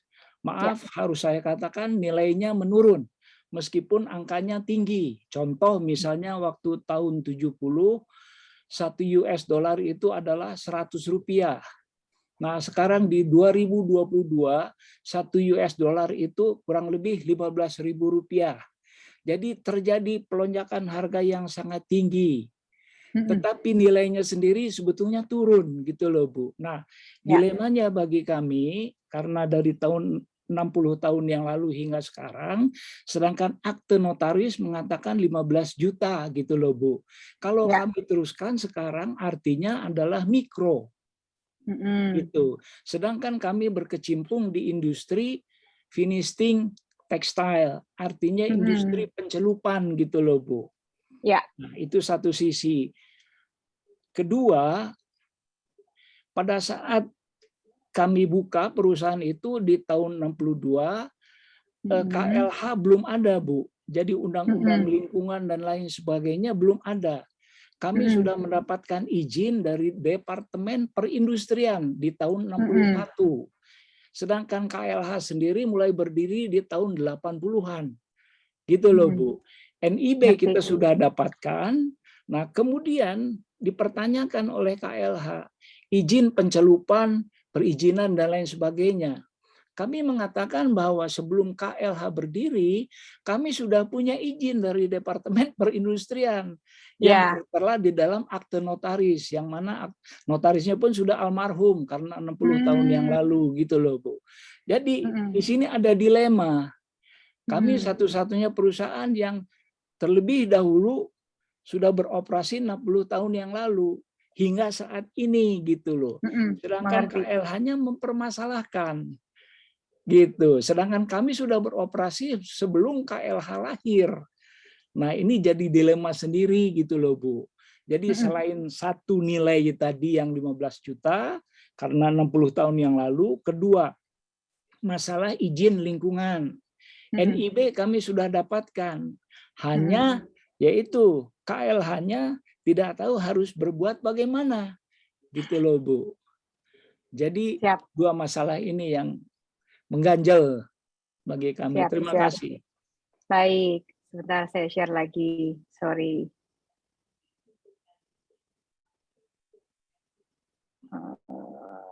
Zoom. Oke, nah begini Pak, kita jawab satu-satu ya. Yang pertama tentang modal. Pada saat Anda mau membuat NIB dan izin-izinnya, atau kita tidak usah ngomong karena mau buat NIB deh. Intinya kita harus bawa legalitas kita yang sudah didirikan di tahun 61 ke masa sekarang dong. Puji Tuhan, saya bersyukur banget dengar cerita Pak Tarum nih. Dari 61 terus berkembang ke sini, hebat sekali gitu kan. Mau ada COVID kayak mungkin zaman-zaman dulu juga ada COVID tapi namanya beda, tetap bertahan. Saya malah salut, hebat. Makasih, Bu. Semua legalitas itu kan harus dibawa ke masa kini ya, bahkan 20 tahun lagi maupun 40 tahun lagi dan seterusnya. Nah, jadi kita tidak mungkin menggunakan hanya akte pendirian. Tadi saya sudah ceritakan skema di mana kita harus melakukan quote-unquote update data dengan pembuatan akta baru. Karena selayaknya manusia nambah umur, si PT ini juga sudah dianggap manusia dalam hukum, dia juga akan berkembang atau tambah umur, dan dibuktikan dengan surat-surat yang dia miliki. Suratnya namanya akte. Ada akte pendirian tahun 62, tapi selayaknya ada lagi akte apa, sehingga perusahaan-perusahaan yang kami tangani, bahkan yang pendiriannya di tahun 40 dan 52, itu memang sudah sejublek nih, sudah banyak akte-akte perubahannya. Nah, untuk nanti kita mendapatkan CNIB ataupun izin-izin terbaru nantinya, atau di 2 tahun lagi ada lagi sistem yang baru, kita harus lakukan terus update data. Nah, update datanya dari mana, Bu? Kita lihat di layar. Sebenarnya kan kalau PT kita kan wajib melakukan RUPS, Pak. Tidak boleh tidak sebenarnya, apalagi namanya tahunan. Nah, di dalam RUPS ini juga diaktakan. Itu bisa menjadi kelanjutan akte. Jadi tidak hanya pendirian yang kita kumpulkan tahun 62. Tapi RUPS terakhir kita apa? Nah, di RUPS terakhir ini agendanya bisa kita masukkan. Ada agenda tahunan berupa pengesahan laporan keuangan, terus pelepasan direktur dan komisaris dari tanggung jawabnya selama 1 tahun buku. Tapi bisa juga kita sisipkan agenda tambahan, misalnya penyesuaian bidang usaha baru dengan KBLI. Atau kita tambahkan tadi tentang modal. Jadi sebenarnya tidak mungkin kalau kita hanya berpatokan pada akte yang lama. Karena selayaknya tiap tahun tuh kita membuat RUPS dan bisa kita sisipkan agenda-agenda. Ini juga untuk semua yang lain ya, teman-teman yang lain yang entrepreneur, jangan lupa loh, diwajibkan loh Undang-Undang PT itu yang terakhir 2007, nomor 40 tahun 2007, belum direvisi lagi, yang mau direvisi malah sekarang KUHP dulu, pidana dulu. Nah ini di tingkah RUPS itu wajib dilakukan untuk ini mengupdatekan apa aja. Tapi pun kalau tidak, sebelumnya RUPS itu ketentuannya juga paling lambat diselenggarakan 6 bulan dari tutup buku. Tahu tutup buku di mana? Lihat akte. Kita milih tutup bukunya tanggal berapa kemarin? Apakah setiap tanggal 31 Desember? Kalau kita pilih 31 Desember sesuai ditulis di aktenya, pasti kita paling lambat itu RUPS di tanggal 30 Juni 2000 tahun berikutnya, 6 bulan tutup buku. Itu wajib RUPS, dibuat akte notaris, diaktakan, maka Anda punya akte baru. Oke. Tapi misalnya udah lewat nih, 6 bulan kita udah lewat, masa RUPS-nya udah lewat. Jadi udah masuk bulan Juli, bulan Agustus. Anda bisa tetap lakukan ini yang di atas, si perubahan akte. Spesifik sekarang kita ngomong tentang modal. Modal itu di sini saya udah sengaja kasih secara bullets gitu ya. Ada peningkatan penurunan modal. Tuh, ada penurunan loh, jangan cuma tingkat loh. Penurunan ada yang modal dasar, ada yang modal disetor. Dasar itu definisi undang-undangnya adalah sebenarnya untuk mensukseskan usaha ini kita butuh modal berapa sih? Itu dasar. Tapi kalau disetor itu pada saat ini kemampuan saya cuma berapa dari dasar. Terus undang-undang bilang minimal 25%. Jadi kalau kita tahu nih industri pencelupan, saya tahu kompetitor saya atau saya tahu udah main 40 tahun, harusnya supaya saya sukses modal saya misalnya 1M. Tapi kemampuan saya saat ini hanya baru 100 juta, itu nggak boleh karena minimal 25%. Tapi kalau kemampuan saya 500 juta, itu boleh. Jadi dasar tidak harus selalu dengan disetor. Nah, kenapa ada dasar ada disetor? Karena hukum memberikan ruang kalau nanti di tahun berikutnya, sisa tadi kan kita 500 juta, padahal dasarnya 1 miliar. Berarti kan ada selisih 500. Hukum kasih ruang, kalau kita berkembang tuh usahanya, lalu dari profit dijadikan modal. Jangan lupa loh, profit nggak bisa cuma jadi profit. Profit itu mau larinya kemana? Kas sebagai capital atau mau dilarikan ke dividen. Jadi dia mesti lari di bukunya kan masuk ke pembagian dividen berdasarkan pemilikan saham atau mau diputar lagi jadi modal. Artinya kan capitalnya nambah di neraca. Nah, capital nambah di neraca nggak mungkin cuma stay di 15. Pasti udah berkembang. Nggak ngomongin valuasi loh ini. Cuma ngomongin profit loss, profitnya mau ditaruh mana? Mau dibagi apa mau jadi modal operasional baru? Taruh kas lagi. Nah, kalau udah kayak gitu, hukum tadi ngasih ruang. Ada waktu di mana, oh kamu masih bisa kejar kok 500 jutanya lagi dari 1M. Jadi tahun berikutnya, oh dari profit nambah 100. Tahun berikutnya lakukan peningkatan modal, jadi 600 juta yang disetornya. Terus tahun lagi, berikut tahun lagi sampai 1M kan. Kalau udah 1M, berarti modal dasarnya ditingkatkan lagi, modal disetornya masih ada ruang lagi. Itu mekanisme itu diperbolehkan oleh hukum. Mudah-mudahan menjawab. Ya, untuk modal di store ya Bu ya, equity-nya. Ya, Lingkungan mungkin betul. Bu berikutnya yang tadi Oke, itu KLH. mungkin ya lebih ke teknis sih ya. Jadi maksud saya mesti ada orang yang berkomunikasi, berdialog dengan lembaga yang mengeluarkan izin sekarang, dan dialognya cukup intensif, disampaikan bukti-bukti yang telah kita miliki, bahwa kita telah mendapatkan izin, tapi kita juga harus buka telinga dengar apabila ada peraturan-peraturan yang diupdate oleh Kementerian Teknis. Misalnya, izin yang di bawah tahun 2000 harus direevaluasi. Ya berarti kita harus terbuka untuk, ayo silahkan datang lagi ke pabrik untuk evaluasi, kelayakan, studi kelayakan, dan lain sebagainya, sehingga berproses. Tapi ini sangat special case sih Pak, jadi saya sangat sarankan untuk diskusi, dialog dengan kementerian lembaga yang bahkan mungkin lebih usianya belum nyampe waktu Bapak dapat izin nih gitu. Jadi dia sendiri juga harus lakukan research tersendiri. Tapi saya rasa sih pasti open untuk diskusi dan dialog. Iya, iya. Iya, makasih Ibu. Makasih Pak Tarum. Ya. Oke, terima kasih Pak Tarumanegara atas pertanyaan. Makasih Ibu. Cukup menjawab ya. Nah ini sebelum saya membacakan pertanyaan berikutnya, kita napas dulu sedikit ya. Kita foto bareng dulu kali ya. Belum foto nih soalnya nih. Ya, boleh dinyalakan Bapak Ibu kameranya mungkin supaya kita bisa foto bersama.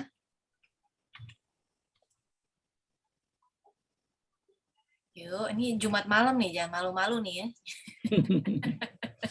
Justru hebat nih, Jumat malam mau belajar legalitas, kan orang pada alergi. Hebat. Jumat malam orang udah mau pada leleh ya, luar biasa nih hari ini nih.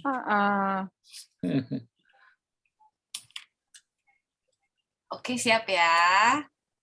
Smile semuanya. 1, 2, 3, smile. Oke, saya ambil sekali lagi buat backup. Gayanya yang seru boleh nih ya. Siap ya. 1, 2, 3. Oke, baik. Terima kasih Bapak Ibu. Nah, sekarang kita ke pertanyaan berikutnya. Boleh ya, Bu Rike ya? Ini yang ada di chat box. Silakan. Coba bacakan ya.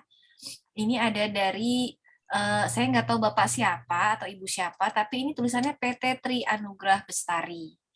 Nah, ini problemnya dia tuh NIB dan SIUP sudah aktif, tapi TDP dan izin lingkungan tidak aktif karena kena zona lokasi. Mungkin Bapak ataupun Ibu PT Tri Anugrah Bestari kalau berkenan untuk menjelaskan lebih jauh kali ya Bu ya, perlu bicara langsung kali ya, biar lebih enak. Halo. Halo Ibu. Salam kenal, iya. Saya Fani dari MMR 57. Sebenarnya sih, saya sih agak bingung ya, soalnya izin lokasinya tuh dulu itu keluar. Terus nggak tahu semenjak yang ada NIB, pas kita mau daftar itu katanya izin lokasinya itu zonanya tuh tidak sesuai, jadi nggak bisa. Itu kira-kira gimana tuh ya maksudnya?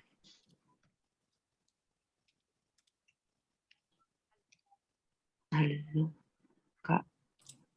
Sepertinya Bu Rike-nya agak nge-freeze nih. Oh. Sebentar. Kita tunggu sebentar ya.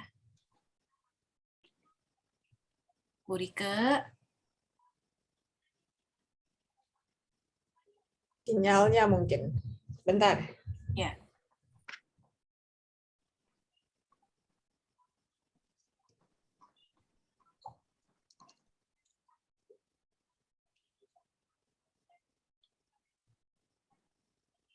Sabar ya Bapak dan Ibu. Biasanya emang gini ya, kalau hujan sinyalnya tiba-tiba suka jelek.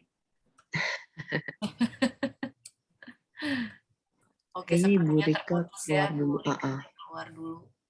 Mungkin nanti akan rejoin lagi.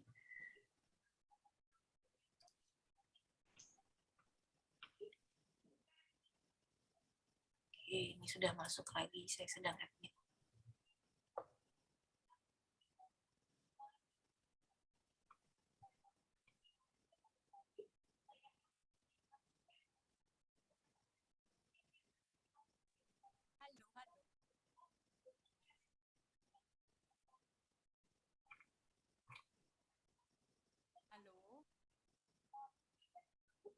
Bu Rike.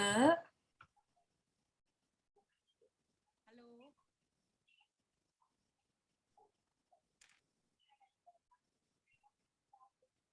Halo.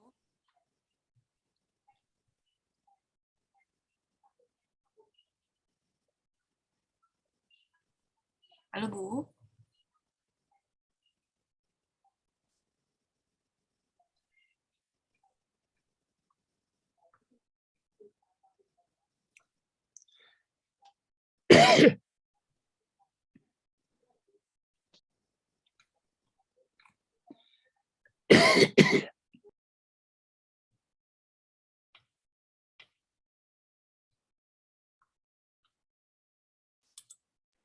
Kayaknya sinyalnya kurang baik ya Kak Nia.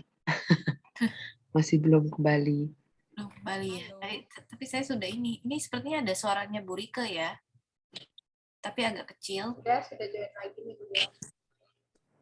Halo, halo. Iya, Bu Rike. Halo, Bu. Yes, halo.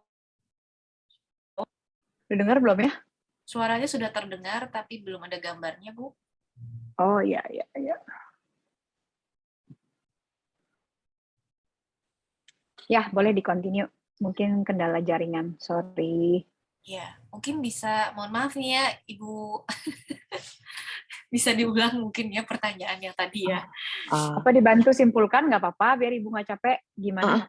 Iya, jadi intinya itu izin lokasinya itu tidak, dia kan saya kan izin usaha itu dijadiin kantor lah ya. Lokasinya, izin lokasi harusnya untuk kantor. Tapi kalau dari perzonaan di DKI Jakarta itu dianggapnya sebagai rumah tinggal. Jadi tentunya untuk kalau kita daftarkan sebagai kantor, ketika kita ngurus NIB, SIUP-nya sih keluar, tapi TDP-nya nggak keluar. Begitu kan, soalnya SIUP-nya itu kita udah berlaku efektif, tapi TDP itu tidak dapat berlaku efektif dikarenakan izin usahanya, izin lokasinya, yang dianggapnya sebagai tidak sesuai dengan zona, begitulah ya. Itu kira-kira kalau kayak gitu maksudnya perzonaan apakah kita masih bisa urus atau nggak bisa ya? Oke. Perzonaan itu kan sudah diatur oleh tata kota. Jadi mungkin kalau ada perubahan ya mungkin saja juga sih Bu. Mungkin dulu awalnya zonanya niaga, sekarang zonanya jadi perumahan, itu bisa jadi. Tapi tata kota misalnya kalau lokasi PT Ibu itu di Jakarta, berarti bisa browse ke Dinas Tata Kota Provinsi Jakarta, nanti dia kasih tahu zonanya hijau, kuning, niaga, atau bukan gitu. Itu di websitenya mereka kita bisa langsung ketahui. Bahkan kita bisa masukin alamatnya kok. Alamat ini zonanya apa. Nah, kalau zonanya masih terklasifikasi sebagai non-niaga, apakah zonanya hijau dilindungi atau perumahan atau bukan untuk perdagangan gitu ya. Itu sayangnya tidak akan bisa keluar izinnya. Contohnya apa? Contohnya nih kalau saya mau kasih tahu, sebenarnya daerah Senopati itu tidak ada yang punya TDUP. Tapi ini UP ya, usaha pariwisata. Jadi walaupun dia membangun restoran secara fisik, ada restonya gitu ya, tapi satu kawasan itu tidak ada yang punya TDUP karena zonanya itu bukan zona niaga. Tapi karena mereka bersama-sama dan koordinasi dengan pemerintah kotanya ketat gitu, mereka bahkan punya asosiasi pengusaha rumah makan di sana gitu kan. Jadi operasional tetap berjalan, tidak ada yang ngeresein gitu. Terus tapi kenyataannya tidak akan pernah punya TDUP itu. Nah, ada beberapa juga yang daerah selatan gitu, Tebet. Nah, bangun ruko ada usaha tapi sebenarnya zonanya tidak bisa untuk keluar izin. Nah, persoalannya adalah ketika kita perlukan izin untuk sebuah langkah bisnis. Misalnya ibu memang dibutuhkan nih mensubmit itu, bukan sekedar supaya tidak disanksi, tapi lebih ke ada pihak yang membutuhkan untuk kita present surat-surat izin tersebut, misalnya tender pihak yang lebih besar BUMN, atau bahkan mau apply loan ke bank, pinjaman, due diligence dari calon pemodal, gitu kan, banyak kan cara-cara tersebut. Itu artinya langkah yang bisa dilakukan. Saya share screen lagi. itu adalah mengganti domisili usaha. Karena kan usaha itu boleh berpindah-pindah. Tidak konstan, kayak Bapak tadi dari tahun 61 hanya di situ aja domisilinya, itu tidak. Itu bisa melakukan perubahan domisili usaha yang di sebelah sini. Soalnya kemarin itu kita soalnya ada beberapa pertimbangan yang agak bikin keberatan karena itu sebenarnya kita usaha dari 2007. Di mana pas itu domisilinya itu kan masih belum, peraturan tata kotanya masih belum berubah ya. Kayak sekarang ini kan sepertinya baru dia berubah zona ya. Karena kan kita ada urusan dengan Badan POM, karena kan kita distribusi, sedangkan produk kita tuh ratusan. Jadi ketika kita melakukan perubahan domisili kan berarti kita merubah semua perizinan dari yang berhubungan dengan Badan POM dan juga mainly ke Badan POM sih. Dan itu kan kita perubahannya cukup costly ya pas itu kemarin karena kan hitungnya kan per SKU kalau di Badan POM ya. Dan juga jatuhnya variasi dan itu memakan waktu agak lama. Jadi kalau ketika kita apalagi mainly kita produk import, jadi ketika kita ngimport bakal terhambat ketika kita lagi dalam proses perubahan variasi. Di izin-izin BPOM-nya memang membutuhkan izin-izin yang lain, Bu, yang udah di tangan Ibu ini sekarang. Sebenarnya sih ini nggak terlalu bermasalah kalau yang di BPOM pas kita melakukan misalnya mendaftarkan produk baru dan lain-lain itu tidak bermasalah. Cuman saya cuman takutnya aja nanti di belakang karena sekarang kan udah mulai makin terintegrasi ya. Baik OSS lah terus nanti nggak tahu tuh Kementerian Perdagangan ikutan masuk, Kementerian Perekonomian ikut masuk kan katanya mau diintegrasiin semua tuh. Yang bikin agak sekarang sih sudah terintegrasi sih dengan semua kementerian. Iya, makanya kalau Ibu tujuannya adalah untuk bisa mendapatkan izin lanjutan yang sekarang kehambat karena zona, dan izin lanjutan itu secara pertimbangan bisnis lebih penting, mau nggak ada solusi lain, karena kita nggak bisa merubah zona. Tidak pernah ada ceritanya bisa tembus rubah zona gitu kan. Jadi mau nggak mau domisili yang diganti. Tapi kan mengganti domisili tidak berarti mengganti lokasi usaha. Kayak PIRT aja ya. PIRT itu bisa dia domisilinya di mana, tapi lokasi usahanya di rumah dia. Makanya juga dimungkinkan seperti virtual office, domisili usahanya surat menyurat di virtual office, tapi fisiknya dia di mana gitu. Fisiknya di zona yang bukan niaga misalnya. Jadi dibuatlah akte domisili.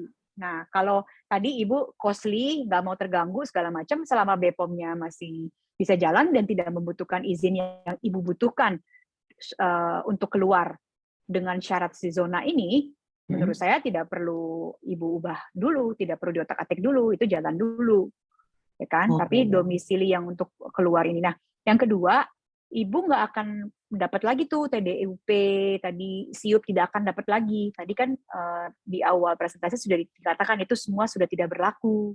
Ibu harus memiliki NIB, lalu izin-izinnya itu keluar dari kelanjutan NIB. Pada saat presentasi. Ya, jadi kalau NIB dan izin-izin yang kelanjutannya itu diperoleh dengan tadi pengupdatean akta. Jadi sekalian aja diupdate KBLI-nya sama domisilinya sekalian. Jadi di domisili sama di aktivitas usaha. Diupdate baru keluar izin-izin yang NIB, baru dengan NIB Ibu itu Ibu bisa lakukan apa yang Ibu butuhkan, yang sekarang tertunda gara-gara nggak akan keluar izinnya sebab di zona terlarang. I see. Oke. Soalnya sebenarnya NIB udah keluar sih Kak, cuman masalah itu aja kayak buat nyelet apa? Supaya kalau kita print gitu kelihatan sudah berlaku gitu aja sih. Iya ya. Kalau mau berlaku menjadi efektif mau nggak mau harus pindah zona. Jadi ntar diupdate di OSS-nya. I see. Makasih Kak Rike. Ya, thank you. Penjelasannya. Semoga cukup menjawab ya. Saya sih merasa cukup menjawab ya. Ternyata saya juga dapat ilmu baru nih. Kalau lagi mau buka usaha kita harus hati-hati nih ya dengan domisili ya, ataupun tempat kita mau memulai usaha. Oke, saya ke pertanyaan berikutnya ada dari Pak Takdim. Dia bertanya gimana cara merubah nomor kontak ataupun email PIC di NIB berbasis resiko.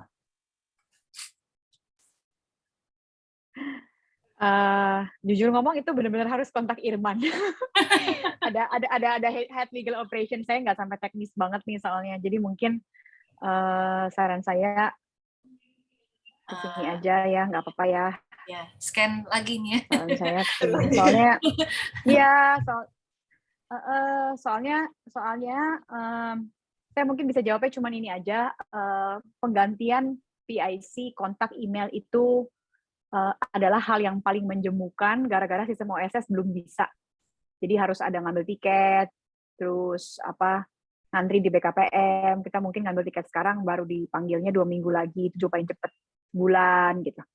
Itu yang paling menjemukan memang dan belum ada solusi. Makanya kami lagi kerjasama dengan tim IT dari Kadin untuk bisa report apa aja kendala-kendala yang dihadapi pelaku usaha. Kan Kadin pun sekarang udah ada yang mikro ya. Kita udah studi kasus, kita udah capturein apa aja, dan sekarang lagi didorong oleh Kadin supaya diperbaiki teknologinya, disupport juga oleh IT mereka. Gitu. Tapi silakan ini boleh chat di sini, boleh email ke sini, atau ke website kami dengan scan barcode, nanti di sebelah kanan bawah juga ada live chat-nya tetap. Ya, baik. Ini Kakak Takdim bisa langsung di-scan aja, Kak. Jadi kalau misalkan perlu penjelasan lebih lanjut, bisa langsung chat nih. Malam Ibu Nia, maaf tambahan. Iya, ini dengan Bapak. Iya, untuk Ibu Rike, kalau misalnya konsultasi mengenai corporate lawyer, karena Ibu Rike kan di sini fokusnya di sini perizinan. Apakah hanya perizinan toh? Apakah juga sebagai corporate lawyer gitu, Ibu Rike di sini? Saya mah malahan SHMKN, Pak, bukan urusan perizinan, jujur ngomong. Tapi ya ini request dari Presnya Mulia, serba bisa ya. Oke, kita sulap set bisa. Cuman yang bagi saya sih mungkin perkenalannya adalah jangan sayanya, karena saya pribadi itu adalah CEO founder dari Kontrak Hukum kan. Nah, kontrak hukumnya aja. Kalau kontrak hukumnya mah expert. Ini business advisory.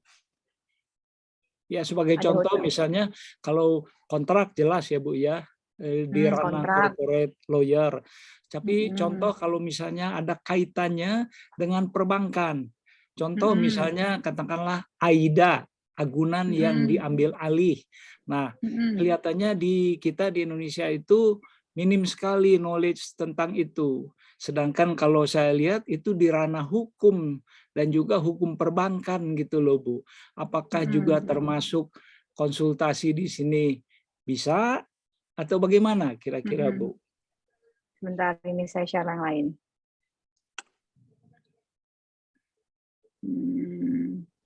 Di sini nih Pak, ini udah kelihatan sharingnya ya.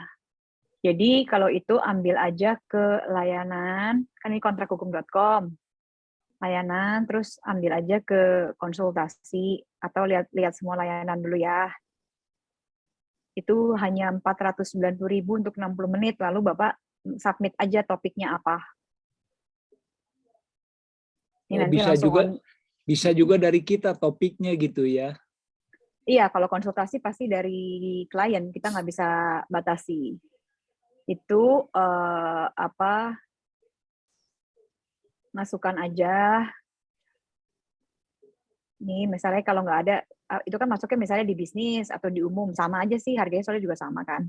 Yeah. Nanti milih yang manapun ngelanjut, nanti kan suruh isi form. Nanti di isi form itu tulis topiknya apa, perlu expert di bidang apa gitu. Nanti akan online. Oke, di kontrak hukum ya. Oke, baik, makasih. Ya, terima kasih. Oke, baiklah. Selanjutnya ada pertanyaan dari sebentar. Ini dari ini Ibu Benita kali ya, Ibu Benita. Beliau ingin mendapatkan izin KKPR, namun mengalami kendala dalam prosesnya karena tidak memiliki pemahaman atau pengetahuan alur proses. Beliau ingin melakukan konsultasi secara private. Oke, kalau untuk konsultasi secara private tadi kembali lagi ke yang tadi ya. Nanti bisa di-scan aja ya, nanti materinya akan di-share juga. Ibu nanti bisa scan langsung, bisa juga ke websitenya langsung ya, Bu Benta. Ya, boleh masuk ke sini ke konsultasi sini. kontrakhukum.com, ambil layanan, ambil semua layanan, cari konsultasi aja. Nanti dia akan di match dengan lawyer yang terkait sesuai spesifikasi yang Anda butuhkan. Ya, ini juga ada permintaan nih, Bu Rike ya, langsung nih ditawarin nih. Pak Eko nih ya, langsung ditawarin, bisa diundang untuk jadi pelatihan dan pendampingan untuk kontrak hukum atau tidak? Oh, siap. Ya, tuh, ini kontaknya ke Mariska nih. Mariska boleh lihat, boleh share nomornya di chat. Karena yang ngatur schedule pengundangan gitu-gitu Mariska, dan sebenarnya jujur ngomong banyak sekali expert di kontrak hukum yang lebih jago dari saya, jujur ngomong. Ada Irman, ada Ardian, ada Septi, ada Kara, ada banyak sekali, mereka lebih expert karena akhir-akhir ini kan saya fokusnya di pengembangan startup saya ya sebagai founder CEO ya. Kalau mereka praktisi, punya izin, punya license. Oke, baiklah. Ini pertanyaan berikutnya nih, Bu Rike. Ini dari Ibu Fani ya. Beliau memiliki usaha mikro. Kalau untuk usaha mikro itu parameter untuk mendaftarkan NIB sebaiknya saat apa? Ketika mencapai omset berapa, profit berapa, atau sudah berdiri berapa lama? Karena ketika NIB sudah didaftarkan, berarti kita punya tanggung jawab setidaknya untuk melaporkan SPT seperti laporan pajak. Oke, sebenarnya kalau sekarang Bu, NIB itu udah wajib karena udah ada aturannya. Kalau nggak punya NIB, usahanya bisa ditutup. Udah ada sanksi loh sekarang. Cuman pemerintah memang kemarin umumkan lagi sanksinya nggak usah gigit dulu karena masih corona. Tapi kalau udah zaman pemulihan itu pasalnya udah bisa kepake. Jadi NIB itu udah kayak KTP. Kalau kita kayak warga negara Indonesia tapi nggak punya KTP itu kan udah berbahaya. Dianggapnya bukan WNI lagi gitu. Jadi sudah wajib. Nggak ada ketentuan yang kalau udah nyampe omset segini NIB ya gitu. Terus hal yang kedua, SPT juga kewajiban kita buat lapor. Karena nanti pasti nggak match Bu suatu saat nanti. Mungkin sekarang bilangnya, udahlah jangan dulu SPT, kan profit usahanya masih kecil. Apa iya kita berharap kecil terus? Ini lagi fondasi loh, fondasi untuk bangun bisnis yang kita mimpikan akan jadi jutaan atau miliaran dolar Amerika gitu. Nah ini fondasinya jangan sampai salah.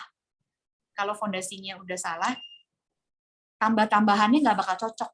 Akhirnya nanti harus nungguin istilahnya amnesti gitu. Masa pengampunan baru ngaku bahwa tahun 2020 sama 2021 sebenarnya ada pendapatan yang berasal dari profit usaha sebanyak sekian dan itu tetap kena persentase, cuman dimaafkan. Jadi kalau ada amnesti itu keringanan tapi tetap bayar gitu. Karena bukan berarti kita nggak punya NIB jadi nggak lapor SPT gitu. Kan di SPT pribadi juga harus disertakan kalau kita ada masukan dari usaha. Selalu kan di SPT pribadi tanya, kita form yang mana, karyawan atau usaha atau hybrid gitu. Mudah-mudahan menjawab. Ya. Semoga cukup menjawab ya, Mbak Fani. Kemudian ini ada pertanyaan terakhir nih ya, Bu Rike, karena waktunya sudah hampir jam 9 malam juga, jadi ini akan jadi pertanyaan terakhir saja dari saya tidak tahu ini Bapak atau Ibu ya untuk namanya Yoyada. Beliau ini punya usaha produksi arang batok kelapa. Beliau mau go legal biar bisa mensuplai restoran besar di Jakarta. Tapi kalau mendaftar dan tidak lulus AMDAL akibat asap mengotori lingkungan, apakah usahanya itu akan ditutup? Oke, enggak sih, dalam artian begini, sifatnya nanti akan dialog. Jadi pada saat nggak dapat AMDAL atau berpotensi tidak akan dikeluarkan, itu nggak langsung ditolak mentah-mentah. Dari instansi juga akan mengatakan, oh sorry nih ada evaluasi di poin A, B, C, D, F, G. Lalu diberikan kesempatan untuk memperbaiki, atau diberikan kesempatan untuk memberikan alasan-alasan kenapa hal tersebut tidak dipenuhi. Jadi selalu akan bisa berdialog. Yang penting pada saat submit sesuai dengan tenggat waktu, jangan melampaui. Terus juga jangan kebiasaan merasa instansi itu bakal gigit, jadinya takut, jadinya malah nggak bersurat, malah nggak memberitahu kondisi yang sedang terjadi. Gitu ya. Dan itu selalu bentuknya review. Jadi tidak keluar, kalaupun sudah diproses dan tetap tidak keluar, Jadi kita tidak boleh mengajukan lagi, itu tidak, karena akan direview dari waktu ke waktu. Tapi apa yang menjadi ketentuan undang-undang memang sudah pasti akan sahih kaku, harus didapatkan, dipenuhi. Kalau tidak dipenuhi ya tidak akan keluar. Solusinya ya harus dicari. Begitu mungkin. Ya, baik. Semoga cukup menjawab ya Bapak atau Ibu Yoyada. Nah, ini menjadi pertanyaan terakhir kita ya, karena waktunya juga sudah mau jam 9 malam nih ya. Jadi saya mau tutup saja kali ya Bu Rike. Boleh. Untuk event kita malam hari ini. Tapi sebelum saya tutup, saya mengingatkan kembali Bapak Ibu untuk mengisi daftar hadir. Kemudian kita juga ada kuesioner gitu ya, survei seputar jalannya acara ini sebagai masukan bagi kami. Oke, nggak berasa kita sudah sampai di penghujung acara Entrepreneur Coaching hari ini. Terima kasih banyak untuk Ibu Rike telah menjadi coach kita hari ini ya. Banyak banget nih pertanyaan-pertanyaan seputar hukum dan izin usaha. Mungkin ada pesan-pesan untuk Bapak Ibu di sini, Bu Rike? Saya sih pertama bangga sama Bapak Ibu, soalnya hari Jumat malam mau belajar legalitas gitu. Hari ini memang request dari Prasetya Mulia kan khususnya perizinan ya. Tapi diingat aja tadi perizinan itu hanya 1/6 dari kelengkapan legalitas yang kita perlukan untuk melindungi usaha kita. Jangan lupa merek, jangan lupa badan usaha. Tadi juga pertanyaan-pertanyaan dari audiens kan semakin mengerucut bahwa tanpa badan usaha kita lebih tidak aman dari sisi pertanggungjawaban secara pribadi. Terus ya tentu saja sebagai founder saya pasti harus selalu mempromosikan si My Baby, kontrakhukum.com. Semoga bisa jadi solusi legalitas untuk Anda yang cepat, praktis, terjangkau, dan otomasi. Cukup, terima kasih. Baik, terima kasih Bu Rike. Kita kasih aplaus digital kali ya. Untuk malam hari ini ya, sudah menjadi coach kami. Oke. Jadi ini juga ada Google Form ya dari kontrak hukum, Bapak Ibu. Mungkin sekiranya bersedia mengisi juga. Itu ada beberapa pertanyaan juga dari kontrak hukum. Kemudian jangan lupa nanti link, tadi saya sudah sharing juga link untuk join WAG-nya. Jadi bisa saya share langsung untuk materi malam hari ini beserta dengan recordingnya mungkin di hari Senin ya Bapak Ibu. Oke, saya mengucapkan terima kasih atas kehadiran dan kerjasama yang baik dari Bapak Ibu semua, atas pertanyaan dan partisipasinya. Sampai ketemu lagi di acara Entrepreneur Coaching berikutnya. See you. Bye. Terima kasih semuanya. Selamat malam. Have a nice weekend. Terima kasih. Terima kasih. Terima kasih. Selamat malam. Selamat malam. Selamat istirahat. Sampai jumpa. Tetap sehat. Tetap semangat ya. Sehat dan semangat. Terima kasih ya Bu Rike, Mbak Mariska. Selamat malam.